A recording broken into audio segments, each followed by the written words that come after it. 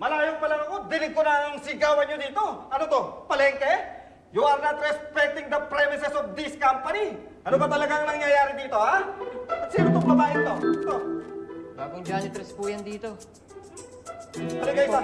Sumunod kayo sa akin, ha? Halika kayo. Ito kasi yun. Janitress na dito, eh. Lalo tayo palagi. Sumunod ka dito. Kaya siya nandito dahil magkikita kayo ngayon. Pasok! Pasok! Pasok! Sabi nung guard, kinukulit daw ni Isabel si Sir Fredo. Pasalamat na lang siya at pinagpasensya siya ni Sir. Mark, kapag naulit itong muli, hindi lang ang babaeng yan ang masisisante. Baka pati ikaw, madamay. Opo, sir. Sorry po. Hindi nyo alam paggalit si Sir. Lahat tayo dito, malilintikan. Sir, ako hindi ako kasali doon na. Umawat lang ako talaga.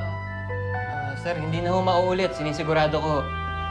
Eh, Mark, gusto ko lang naman kausapin si Fredo. Sir Fredo. Sir Fredo? Amo natin siya, kaya lagyan mo naman ng paggalang. Fredo! Fredo! Sus, Mario Joseph! Nako! Tsaka magkakilala naman kami, ah. Paano naman mangyayari yun? Tsaka kung totoo man yung sinasabi mo, hindi ka na niya kilala. Hindi ka na niya natatandaan. Kaya tigilan mo na yung pag-iilusyon mo. Mark, ayusin mo yan, ha? Excuse me po. Delikado tayo dyan. Sige na, sige na. Lumabas na kayo. Excuse me po.